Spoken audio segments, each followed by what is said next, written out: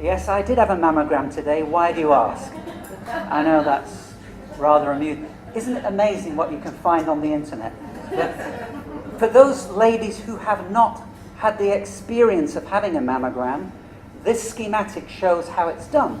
You basically have your breast squashed between two plates, and the reason for that is to press the tissue out over a bigger area so that when it's exposed to the ionizing radiation, it's easier to see any abnormal tissue in an area that's been spread out. Okay, so that's the principle. But women say to me who've had a mammogram, it's like having your breast squashed between two fridge doors. It's not a painless experience.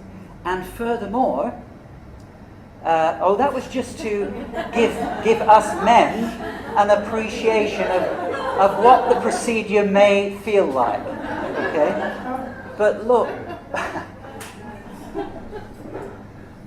does bring tears to your eyes, doesn't it? So this was published in the European Journal of Radiology back in 2012. And it's a rather sobering paper, because what it shows is that when women experience mammography, they found, or they tracked, circulating epithelial cells and circulating tumor cells in the bloodstream. And what she showed is that when women have mammograms, guess what happens? The number of circulating tumor cells or circulating epithelial cells goes up in the bloodstream, suggesting that the compression of abnormal tissue might be a concern.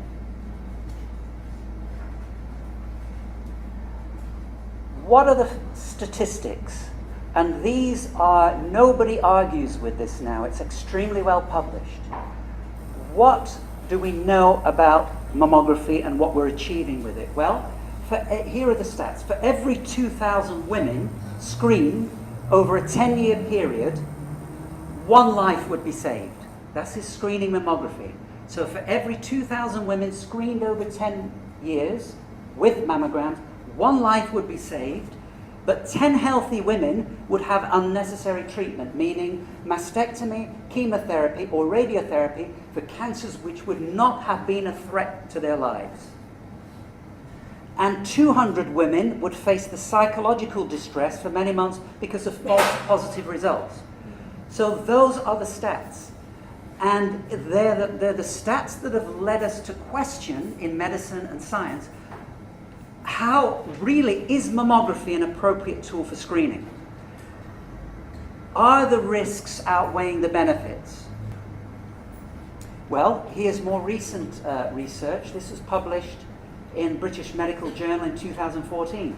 And this was a large number of women screened, 90,000 over 25 years, found that mammograms have absolutely no impact on breast cancer mortality.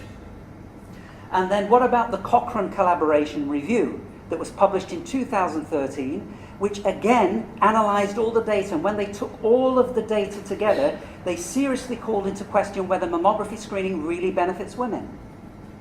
So it's not just me that's saying it. The latest published science of large numbers of screened women does not support that mammography is saving lives. In fact, what it's showing is that it's leading to women being overtreated. Now, Peter Gooch is one of the leading lights from the Cochrane Foundation. And actually, this was a commentary that he wrote a few years back, and I've extracted the key points that he made. It's worth us going through them. He says, screening with mammography, and by the way, he's written a book on this. He says, screening with mammography does not reduce the occurrence of advanced cancers. Rigorous observational studies in Europe have failed to find an effect of mammographic screening. Mammography screening produces patients with breast cancer from among healthy women and increases the number of mastectomies performed. That's what we already said. The most effective method we have to reduce the occurrence of breast cancer is to stop screening, he says. Now, he also says in the same commentary, if screening had been a drug, meaning mammography screening, it would have been withdrawn from the market. Thus, which country will be the first to stop mammography screening? And so let me ask you, which country has been the first to stop mammographic screening? Switzerland. That's right. Approximately 2 years ago, based on peer review group reviewing all of the evidence, included an oncologist, a breast surgeon, epidemiologist, nurse practitioner, lawyer, reviewed all of the data for 1 year. And then they concluded we can no longer justify offering mammographic screening to our population in Switzerland because it does more harm than good. They're the first country to have the guts to stand up, acknowledge the data, and act on it. So my question now is, which is the next country that is going to follow suit based on the evidence? And it's an hypothetical question because I don't know. But hopefully it will trigger a chain reaction. All right, now, ladies, I want you to note this down. Note this. I'm going to give you time to actually write this down, because I want you to go to the Cochrane website, and I want you to, it will take you, if you go on this link, it will take you to this page, and you'll see something called, take a photo. That's a good idea. Why didn't I suggest that? You see, I'm a bit behind the times, aren't I? Take a photo. Right, so if you go to this link, you'll see this at the far right mammography leaflet. And it will allow you to print off this PDF, which tells you, ladies, exactly how it is. This is an informative document that all women who are contemplating a mammogram should read, so that at least if you still choose to have one, you are making a properly informed decision. Because I'll tell you why I'm bringing this up. Because one of the criticisms of the Swiss study, which was published in the New England Journal of Medicine, one of the criticisms was that women are still being misled and being made to feel irresponsible for choosing not to have a mammogram. And the fact that that is happening, the Swiss said, is not right.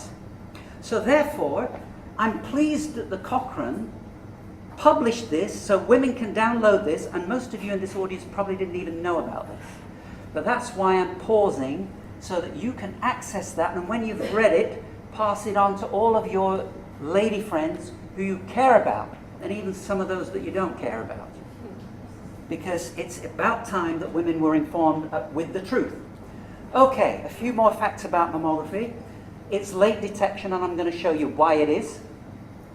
By the time you can see it, it has to be the size of a small grape or a small olive, by which time it's about 500 million cancer cells. It will have been developing for 6 to 10 years to get to that size. So that fact alone tells you that by the time we can see it on a mammogram, we're 6 to 10 years behind where we should be. It's a test of anatomy structure. It has to be big enough for you to block enough x-rays for you to see it. And if it isn't big enough, you ain't going to see it. So a few facts. We know already it doesn't lead to any survival advantage. It's late detection because it has to be big enough for you to see it. A third of mammograms give false positive readings, and a third give false negative readings. It has low sensitivity in dense breasts, and about 49% of women have dense breasts. And the younger you are, the denser your breast tissue, which is why mammography is not offered to younger women, because their breast tissue is too dense to see an abnormal structure within that. So that's why it's not offered, and why it's offered to mainly postmenopausal women, or women who are perimenopausal. 75% of biopsies are negative. So in other words, a structure which looks abnormal on a scan and is biopsied, well, 3/4 of them turn out to be false positives anyway. In other words, but you've had the biopsy. And there is some discussion and contention around, what about sticking a needle into a breast and you don't know what that is? Is it a malign structure? Would that help to seed cancer cells out? A lot of debate, but it's an important question. Each mammogram, because it's radiation exposure, increases a premenopausal woman's risk of cancer by 1% because of the radiation exposure. And as that's another reason why, if you're not menopausal, really, we shouldn't be offering mammography to those women. It has reduced sensitivity, that's mammography, in women who are taking HRT, or have a family history of breast cancer, and those are two groups of women that we particularly want to screen, but it has reduced sensitivity in those women. 10% of patients with breast cancer will have a normal mammogram. And there are published concerns over the compression of existing cancers at the time of screening, and I've already touched on this. It takes 22 pounds of pressure, we think, to rupture the capsule of a tumour. But the average pressure that you're exposed to, ladies, at a mammogram is about 42 pounds of pressure. So you see why there are debates and concerns over that. Now, another reason why it's late detection will become clearer on this next slide. This schematic kind of shows where we are at and where we want to be. Because right now, with mammography or ultrasound or MRI, we're only able to detect with a resolution of about 1 centimetre. Sometimes you can detect something smaller, but not reliably.